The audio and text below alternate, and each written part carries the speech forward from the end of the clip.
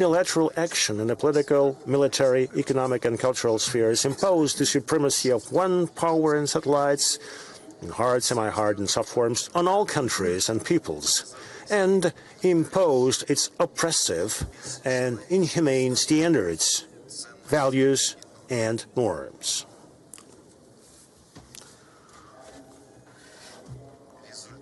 The results of that order are obvious in Afghanistan, Iraq, Lebanon, Syria, Yemen, and many other countries. This is an order in its latest manifestations. The terrorist and brutal gang that is ruling the occupied Palestine can massacre women and children, burn them alive, or condemn them to a slow death by starvation, suppressing the slightest protests or objections, leading on other Western countries and their satellites. This is an order that is based on the exploitation of the weak and injustice. And the core of this order is a lack of justice. And the outcome is endless wars, poverty, and killings around the world. Distinguished colleagues, we are followers of a divine and monotheistic religion whose commandment is, do not oppress and do not let yourselves be oppressed. Now, this means that our religion not only forbids submissive acceptance of oppression, but also considers the act of oppression itself unacceptable and abhorrent. Now, the motto of this religion is, the state can withstand without belief, but it cannot withstand under oppression. In other words, power can be maintained on the basis of godlessness, but it cannot stand if it is built on injustice. The experience of humankind has also shown that imposing and perpetuating oppression does not bring security. On the contrary, it sows the seeds of instability. For more than 70 years, Palestine has suffered occupation, and its people have been subjected to atrocities, torture, exile, starvation, and genocide.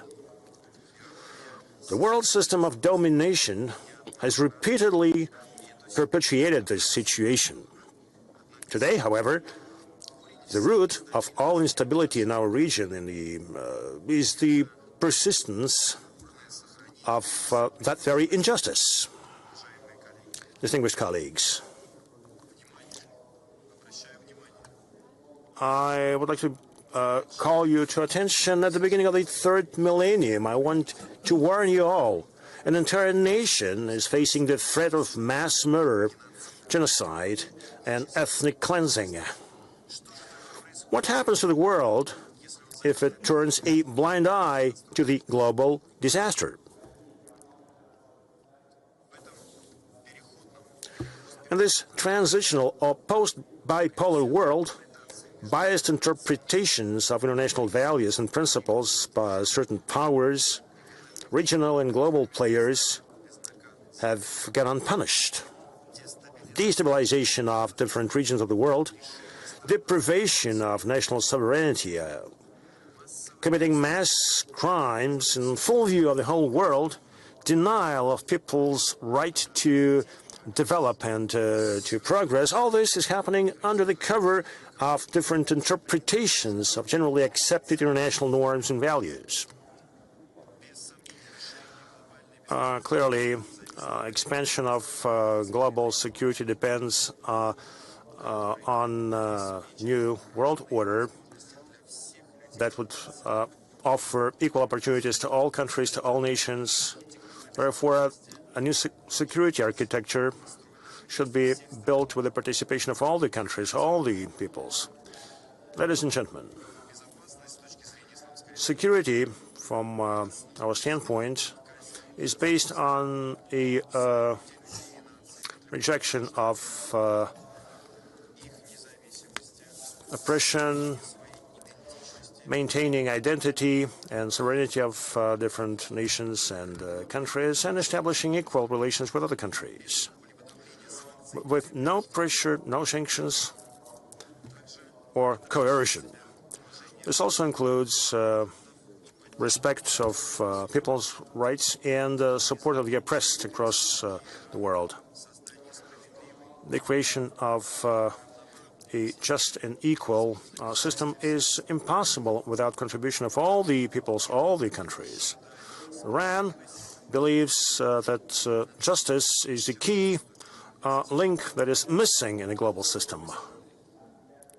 On the other hand, global security is unattainable without taking into account human dignity, without spiritual growth and resistance to oppression. And at the next stage, we should think about the preservation of the family. Unfortunately, today, the security of humanity and the security of the family as the basic unit of society is subject to destruction and trampling. Security devoid of human criteria and protection of family values, in fact, is meaningless. Distinguished participants, today,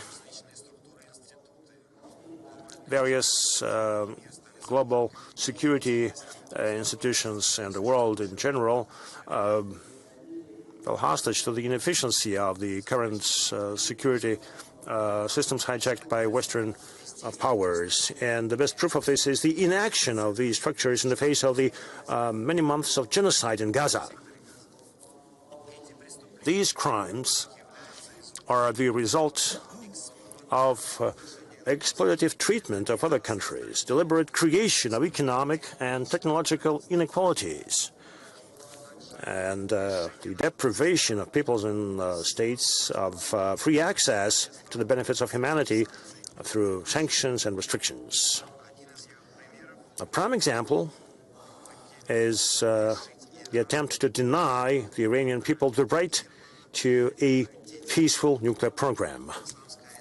The Islamic Republic of Iran,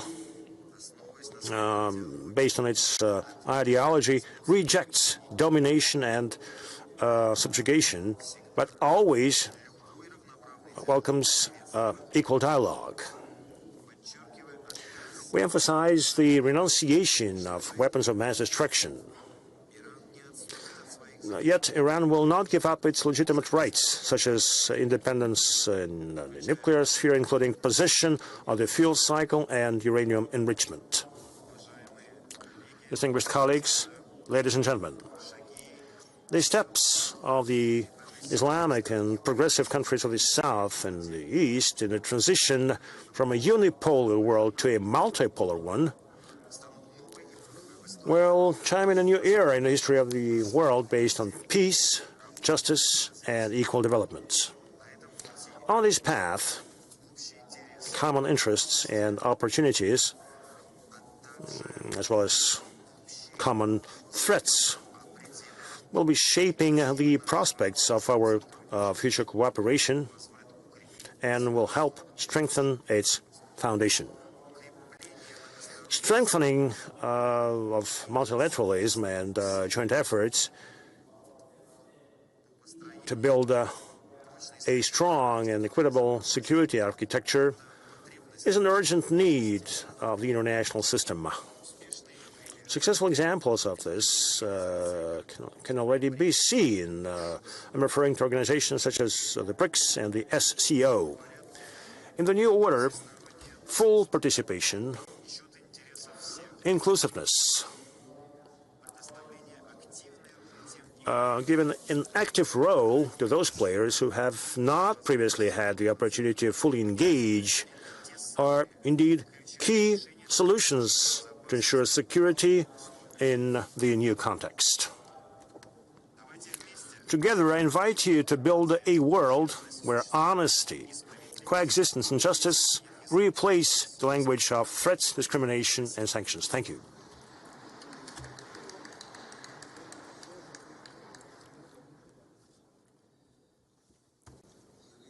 Thank you very much, Mr. Mr. Ahmedian. It is my pleasure to invite the Secretary General of the National Security Council of the Republic of Turkey, Mehmet Şokai. Over to you, sir. Esteemed colleagues, I would like to begin my remarks by thanking the Russian Security Council and Secretary Shoigu for hosting such an important meeting. In today's world, where new trends come into the scene continuously, the erosion in global governance, the weakening of multilateral institutions, and the difficulty of coordination in global issues are the most important challenges. We are concurrently facing numerous political, military, economic, environmental, technological, and social challenges in the international system. Armed conflicts, terrorism, irregular migration, xenophobia, and Islamophobia. Unfortunately, the current international order cannot provide peace, stability, and justice. Specifically, cannot produce effective solutions to the scourges of the global community, especially to the ones the peoples of the global South and East are facing. The troublesome ineffectiveness of international institutions are frequently voiced by Turkey, especially by our President Recep Tayyip Erdogan. Today, when we talk about the crisis of the international system, we are not referring to an abstract to see that many countries turn a blind eye to the atrocities in Gaza. Unfortunately, the civilian death toll has exceeded 54,000. The tragic events taking place there and the shocking indifference of some in the global community raise justified questions on a rules-based international system. Another issue facing the international community is that the increase in prosperity brought about by globalization is not distributed fairly at the global level. The most important consequences of this situation is undoubtedly food insecurity and famine. It is extremely grave that from Africa to Asia, millions of people are struggling with hunger. The only way to change this dark picture is to strengthen international cooperation and solidarity. The solution to global challenges requires collective efforts forged by cooperation and effective multilateralism. We strongly believe this is where the opportunities lie for countries like Turkey and many others of the global South and East, for building a global architecture of equal and indivisible security. By engaging in dialogue and collectively voicing our rightful demand for a fairer world order, we can create meaningful and positive change in the global governance system. With this goal in mind, Turkey actively participates in many global and regional organizations. While honoring our commitments in the context of our long-lasting alliances and acting as a stabilizing force in those institutions, we are building new ties with other organizations, especially those from the global South and East. To further enhance our ties with the countries of these regions, we have formulated the Asia and New policy alongside our Latin America and Africa partnership initiatives. The future of humanity in relation to science and technology is another issue. Turkey strongly believes that scientific and technological innovations should not be seen as a trump card to increase competitive power, and that all nations should benefit from the advanced technologies, including artificial intelligence. Likewise, as Turkey, we have always viewed the energy and transport issues as areas of cooperation rather than competition. In addition to our own needs, we have implemented many projects that support regional and global energy security, as well as transport corridors in various directions. Furthermore, Turkey is committed to assisting and supporting developing countries in their sustainable development and growth efforts. Our development aid is making a visible difference in many parts of the world, including the global south and east. Distinguished colleagues, Turkey considers security as a matter of shared responsibility, moral obligation, and global solidarity, and believes that it should be human-centered. We will continue to cooperate with like-minded countries for a fairer and more inclusive international order and more resilient security architecture. Thank you.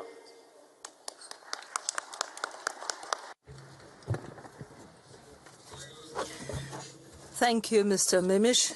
I give the floor to the General Secretary of the Shanghai Cooperation Organization, Mr. Nurbayev. Mr. Shoigu, esteemed colleagues, ladies and gentlemen, I'd like to thank you for the invitation to speak here at this international event. The building of an equitable and indivisible security structure is of particular importance to a transnational organization such as our SCO, Shanghai Cooperation Organization. Our priority is support of peace, stability, and security. We're not a military political bloc united by the principle of military support. We're non-confrontational and not aimed against third countries. A specific area of our work is countering terrorism, extremism, and extremism done by a particular structure within the organization. The 26 member countries of SCO are committed to turning our region into a prosperous and secure space. The approaches of our organization are shared by the Astana Declaration signed by the leaders of our countries and other documents of the kind. SCO there speaks in a single voice for unity and not division, cooperation, not confrontation, justice, not hegemony. It is clear security cannot be a privilege for a few. It cannot be secured at the expense of others. The Astana Declaration says SCO member countries state that interaction within the organization can help build an architecture of equitable and indivisible security in Asia. SCO member states study here the Russian-Belarusian initiative for building an architecture of security and a joint vision of the Eurasian Charter of Inclusivity in the 21st century. SCO is undergoing a process of modernization and adaptation to the realities of life. An important component of that is improving the response mechanisms that are triggered by security challenges. This means building a comprehensive system of specialized institutions, such as a comprehensive center to counter threats situated in Tashkent, which works in the sphere of information security and organized crime. In Dushanbe, another structure will be established, the Energy Center of SCO. SCO works also in the socio-economic and cultural spheres. Esteemed participants, at present, we are now preparing for an SCO summit in April next year in Tianjin, China. We are sure that this summit will propel the organization to new levels of cooperation. Acting together with our partners, we are prepared to play an even greater role in building a new, stable, democratic, equitable, and secure world with a structure of indivisible security for all. Thank you. Thank you very much, sir. Ladies and gentlemen, colleagues, we will now have a lunch break that will last until 2 o'clock Moscow time. And we will continue in this same room under the chairmanship of Mr. Kokov. Thank you. Enjoy your lunch.